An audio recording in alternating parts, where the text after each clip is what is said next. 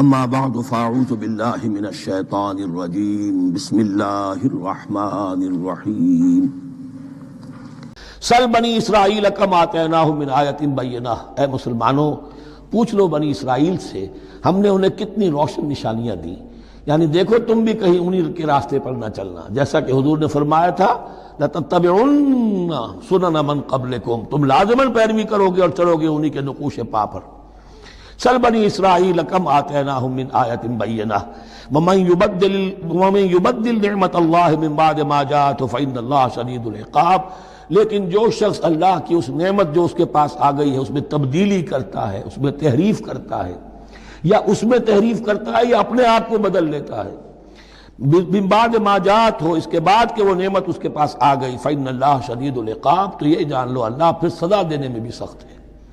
اس کی مثال وہی رکھیے کہ 2 مرتبہ فرمایا یا بنی اسرائیل اذکروا نعمتی التی انعمت علیکم وانی فضلتکم علی العالم، لیکن انہی سے کہا گیا ضربت علیہم الذلۃ والمسکنۃ وباؤوا بغضب من اللہ، اور یہ مضمون بھی دوبارہ پھر آ جائے گا سورہ آل عمران میں۔ زین للذین کفروا الحیاۃ الدنیا، ان کافروں کے لیے دنیا کی زندگی جو ہے بڑی مزین کر دی گئی ہے، ان کے نگاہوں میں کھب گئی ہے،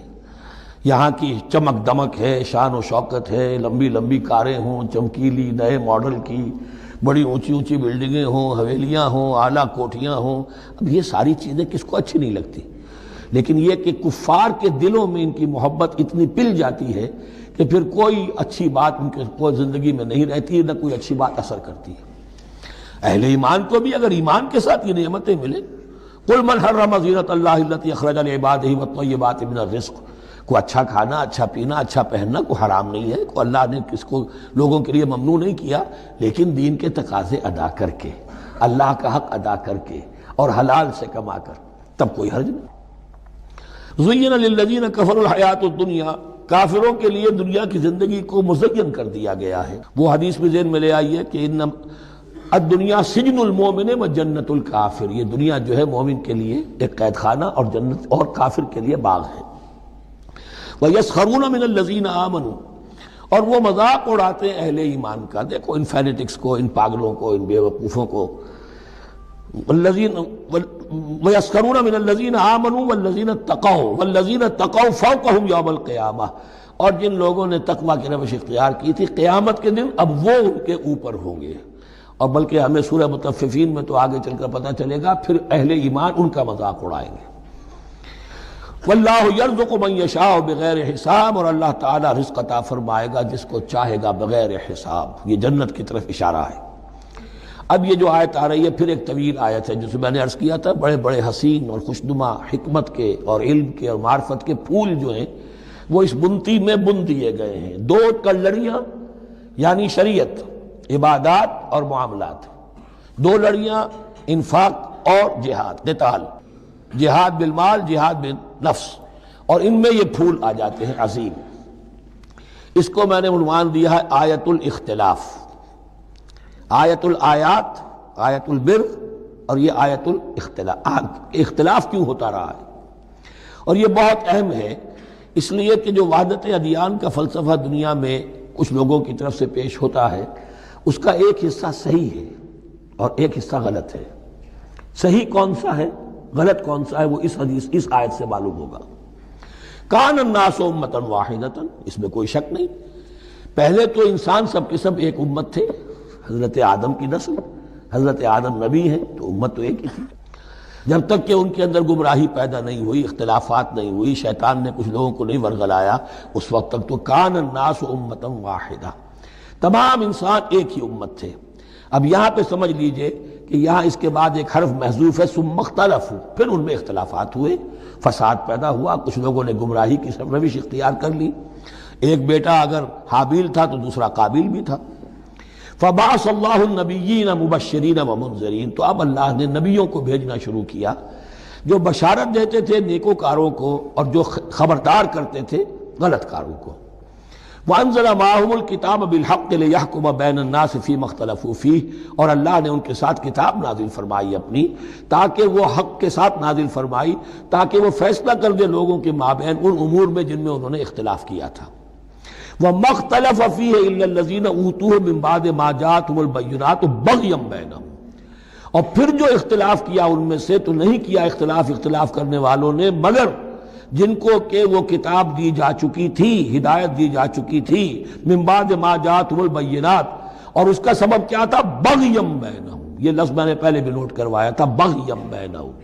دی ارج ٹو ڈومینیٹ، زدم زدہ،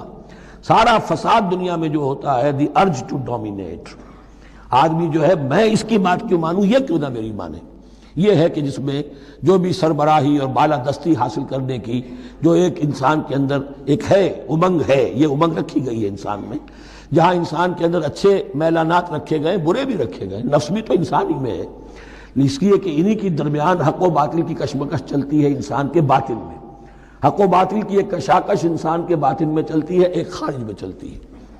تو فرمایا پھر ہم نے اپنے رسول بھیجنے شروع کیے، فبعث اللہ النبیین مبشرین ومنذرین وانزل معهم الکتاب بالحق لیحکم بین الناس فیما اختلفوا فیہ وما اختلف فیہ الا الذین اوتوہ من بعد ما جاءتهم البینات بغیا بینہم فہدی اللہ الذین آمنوا لما اختلفوا فیہ من الحق باذنہ۔ تو اب اس کے بعد اللہ تعالی نے ہدایت دی ان لوگوں کو جو ایمان لائے ان چیزوں کے بارے میں جس میں کہ وہ اختلاف کر چکے تھے حق سے، اپنے حکم سے اللہ نے ان کو ایمان کی طرف ہدایت فرما دی۔ واللہ یہدی من یشاء الی صراط مستقیم، اور اللہ ہدایت دیتا ہے جس کو چاہتا ہے سیدھے راہ کی طرف۔ لیکن اس کا دوسرا ترجمہ یہ بھی ہوگا اللہ ہدایت دیتا ہے اس کو جو چاہتا ہے، من یشاء، من یشاء میں اللہ کی مشیت بھی ہے اور جو ہدایت کا طالب ہوتا ہے، واللہ یہدی من یشاء، جو چاہتا ہے اس ہدایت کا طالب ہوگا، یہ اللہ کے ذمے ہے، اللہ نے اسے اپنے اوپر ایک ذمہ داری سمجھا ہے کہ اس کو یقیناً ہدایت دے گا۔ والذین جاہدوا فینا لنہدینہم سبلنا، جو ہمارے راستے میں کوششیں کریں گے، حق کی طرف بڑھنا چاہیں گے، ہم لازماً ان کو راستہ دکھائیں گے، اپنے راستوں کی طرف ان کی رہنمائی کریں گے، یہ اللہ نے اپنے ذمے لیا۔ ام حسبتم، اب بڑی سخت آیت آ رہی ہے، یہ بھی بڑی لرزا دینے والی آیت ہے۔ اب دیکھیے صحابہ کرام میں سے ایک بڑی تعداد تھی کہ جو مکے کی سختیاں جھیل کر آئے تھے، مہاجرین، ان کے لیے تو اب جو بھی مراحل آئندہ آنے والے تھے وہ کوئی ایسے ثقیل نہیں تھے، ایسے مشکل نہیں تھے، وہ سختیاں تو وہاں نہیں انہوں نے جھیلنی تھی کہ جو کہ مکے میں مہاجرین نے جھیلی تھی۔ تو اب ان سے ہے خاص طور پر روئے سخن، اگرچہ خطاب عام ہے، اور یہ قرآن مجید میں عام طور پر آپ کو ملے گا کہ الفاظ عام ہیں، لیکن آپ اگر دیکھیں گے تو روئے سخن کسی خاص طبقے کی طرف ہے۔ تو یہاں در حقیقت ان کو بتایا جا رہا ہے۔ ام حسبتم ان تدخلوا الجنہ، کیا تم نے یہ سمجھا تھا کہ جنت میں داخل ہو جاؤ گے؟ ولما یاتکم مثل الذین خلوا من قبلکم، حالانکہ ابھی تک تو تمہارے اوپر وہ حالات و واقعات تو وارد ہی نہیں ہوئے جو ان پر ہوئے تھے جو تم سے پہلے تھے۔ مستہم الباساء، انہیں آ لیا، پہنچی ان کو سختی بھوک کی، والضراء، اور تکالیف، وزلزلوا، اور وہ ہلا مارے گئے، حتیٰ یقول الرسول والذین آمنوا معہ متی نصر اللہ، یہاں تک کہ پکار اٹھا وقت کا رسول اور جو ان کے ساتھ اہل ایمان تھے، کب آئے گی اللہ کی مدد، الا ان نصر اللہ قریب، اب انہیں یہ خوشخبری دی گئی کہ آگاہ ہو جاؤ اللہ کی مدد قریب ہے۔ یعنی اللہ آزماتا ہے، یہ وہی بات ہے جو اس سے پہلے آ چکی ہے 19ویں رکوع میں بالکل شروع میں، وَلَنَبْلُوَنَّكُمْ بِشَيْءٍ مِّنَ الْخَوْفِ وَالْجُوعِ وَنَقْصٍ مِّنَ الْأَمْوَالِ وَالْأَنفُسِ وَالثَّمَرَاتِ، ہم لازماً آزمائیں گے۔ یہ کوئی پھولوں بھرا راستہ نہیں ہے، پھولوں کی سیج نہیں ہے، حق کا راستہ ہے، یہ کانٹوں بھرا بستر ہے، کانٹوں بھرا راستہ ہے، اس کے لیے ذہناً تیار ہو جاؤ۔ در رہے منزل لیلا کہ خطر ہاست بسے، شرط اول قدمی نفس کے مجنوں باشی، دیکھ سمجھ کر آؤ۔ ام حسبتم ان تدخلوا الجنة ولما يأتكم مثل الذين خلوا من قبلكم مستهم الباساء والضراء وزلزلوا حتى يقول الرسول والذين آمنوا معه متى نصر الله الا ان نصر الله قریب۔ یہ آیت پھر مسلمانوں کو، صحابہ کرام کو سورہ صف میں یہ خوشخبری سنائی گئی جبکہ غزوہ احزاب واقع ہو چکا تھا اور شدید ترین امتحان سے محمد الرسول اللہ اور ان کے صحابہ گزر چکے تھے کامیابی کے ساتھ، تب انہیں خوشخبری دی گئی ہے۔ سورہ صف اس وقت نازل ہوئی ہے وَأُخْرَىٰ تُحِبُّونَهَا نَصْرٌ مِّنَ اللَّهِ وَفَتْحٌ قَرِیب۔ اب تمہارے لیے وہ خوشخبری ہے اے نبی، بشر المومنین، اپنے اہل ایمان ساتھیوں کو بشارت دے دیجئے کہ اب وہ وقت آ گیا ہے کہ اللہ کی نصرت کے دروازے کھلتے چلے جائیں گے۔ یسألونک ماذا ینفقون، یہ آپ سے پوچھ رہے ہیں کہ وہ کیا خرچ کریں، جو انفاق کے لیے کہا جا رہا ہے کیا خرچ کریں۔ تو انسان جو بھی بھلائی کے لیے خرچ نکالے اس میں سب سے پہلا حق کن کا ہے؟ قل ما انفقتم من خیر، کہہ دیجئے جو بھی تم خرچ کرو خیر میں سے، دولت میں سے، مال اسباب میں سے، فللوالدین، سب سے پہلا جو حق ہے وہ والدین کا ہے، والاقربین اور رشتہ داروں کا ہے، والیتامى اور یتیموں کا ہے، والمساکین اور محتاجوں کا ہے، وابن السبیل اور مسافر کا ہے، وما تفعلوا من خیر فإن اللہ بہ علیم، اور جو بھی خیر تم کماؤ گے، جو کام بھی اچھا کرو گے، جان لو وہ اللہ کے علم میں ہے۔ یہ ضرورت نہیں ہے کہ دنیا واقف ہو اس سے، تمہیں اگر اجر اللہ سے لینا ہے تو اللہ تو رات کے اندھیرے میں بھی دیکھ رہا ہے، اور تمہارے داہنے ہاتھ نے جو کچھ دیا ہے بائیں کو پتہ نہیں چلا تو اللہ کو تو پھر بھی پتہ چل گیا۔ اب یہ سخت آیت اور آ گئی، کتب علیکم القتال۔ اب میں نے کہا تھا نا کہ یہ لڑیاں جو ہیں چونکہ بٹی ہوئی ہیں تو ایک لال اور ایک پیلی اور ایک ہری اور ایک نیلی، تو یہ نظر آتی ہے ایک طرف سے کہ کٹے ہوئے ہیں رنگ، ان کو کھول دیں گے تو ہر لڑی مکمل ہو جائے گی، ایک گویا کہ تسلسل ہے۔ کتب علیکم القتال وہو کرہ لکم، مسلمانوں اب تم پر جنگ فرض کر دی گئی ہے اور وہ تمہیں گراں گزر رہی ہے۔ یہ مضمون اصل میں اس سے پہلے سورہ محمد نازل ہو چکی ہے اور اس میں قتال کی فرضیت آ چکی ہے، اس کا نام سورۃ القتال بھی ہے، لہذا اب اس کے حوالے سے کچھ لوگ جو ہیں وہ پریشان ہو رہے تھے، اور میں نے آپ سے عرض کیا تھا منافقین بھی یہی کہتے تھے کہ بھائی صلح جوئی سے کام لو، بس دعوت و تبلیغ کے ذریعے سے لوگوں کو ٹھیک راستے پر لاؤ، یہ جنگ ونگ جو ہے، لڑائی بھڑائی، اس میں تو بہت خرابی ہے، یہ کوئی اچھا کام تو نہیں ہے۔ اب یہاں یہ ہے کہ فرض کیا جا رہا ہے اللہ کی راہ میں جنگ کرنا، تو اس حوالے سے کہا جا رہا ہے، تو اس میں جہاں منافقین کہتے تھے، جن مسلمانوں کا ایمان قدرے کمزور تھا وہ منافق تو نہیں تھے، لیکن یہ کہ ایمان اتنا پختہ نہیں تھا،